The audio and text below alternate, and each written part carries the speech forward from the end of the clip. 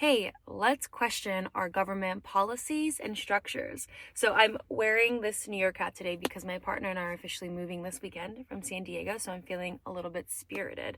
But what has been on my mind recently, especially with the ongoing fires in and around Los Angeles, is how we structure humanitarian aid or helping one another. I feel like so many of us and people my age who I talk to think that the government has all the solutions. Only the government has the potential to help us help society in times of need, right? And yes, like theoretically in a utopia, that's what it would be. The government would have all the solutions, but we really need to understand that as a society we have the power to help others. And not only that, but question. Like, I want to encourage everyone to question the policies and structures that our government has in place, because it's actually been hurting us a lot.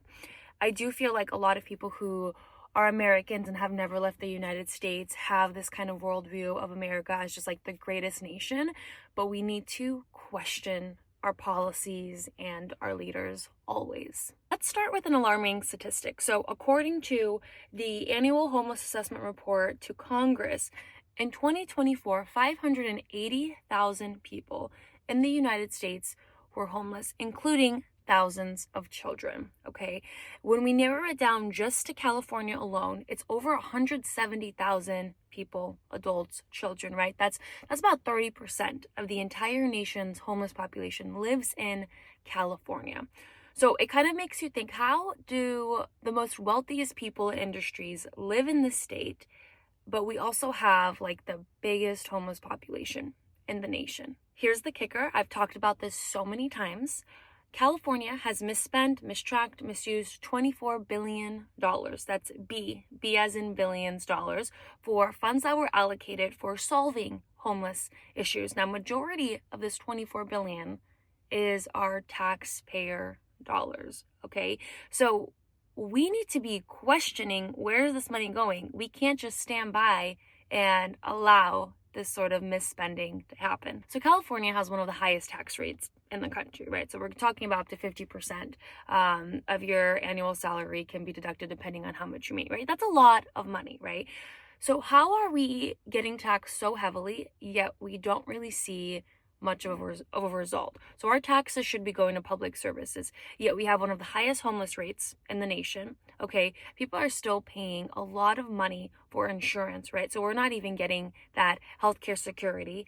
Housing is a huge issue. It's been an ongoing issue in California for years. We're not even going to get into education, food quality, prison systems, public transportation, cleanliness. Like, we are not seeing a huge result come from how much taxes we are paying. And this means we need some sort of transparency and restructure when it comes to our government allocating all of our tax dollars. Without getting too political, I really appreciate what Elon Musk is doing and kind of exposing what's going on in California and other states. And I think that's something that we need to listen to. Does he say or do all the right things? I'm not gonna get there at all, but we need to like open our ears and our mind and realize like, hey, there are a lot of mistakes going on. We have to be the people that push the solution. Okay, we can't just allow our government to do whatever the heck they want and then complain when nothing is working in our favor or for the future generations, right? So let's take a look at some organizations that are doing a great job in trying to intervene with homelessness and transition people from living on the street into homes and back into society, right? So the National Alliance to End Homelessness, okay, which needs about a few $1,000,000 annually to continue to scale their efforts, and PATH, People Assisting the Homeless, which serves over 20,000 people annually, right? And they need about $60 million to continue their efforts. So in my mind, I'm like, California misspent $24 billion, right? What could these kind of organizations done with that kind of money? This is an example of being like, hey, government, do we trust where you guys are allocating this money when there's already organizations that are doing groundbreaking work and trying to eliminate this problem and help people? It's something to consider. I know that I'm going on a lot about homelessness issues in California, but that is not even the full extent to the mismanagement and lack of structure going on in California. With all of the fires going in and around LA, right, which is some of the most devastating fires California has seen, the LA Council recently delayed a vote on pausing evictions and rent increase. So we're talking about thousands of people who are losing their homes, but we're not going to stop the increase of housing or kind of slow down evictions that are going on. Like, this is a crisis going on in LA, and the LA Council is choosing to continue to do what they're doing regarding the financial crisis in housing, right? So that is like one of the biggest red flags ever. And we need to stop and seriously think about, this is what our government thinks is the right move. What I'm trying to ultimately say is, even in emergencies, we can't count on our government to step in. With all of this, I'm actually pretty optimistic about our future. I think the most important thing is to hold our government, not just in California, but in the entire United States, accountable and talk about transparency.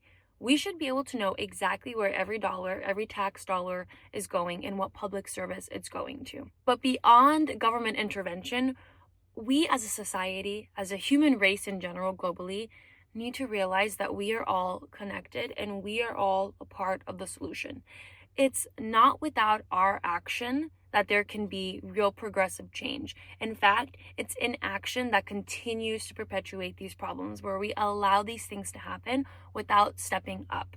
Advocacy, right? Supporting financially, volunteering your time, educating yourself, right?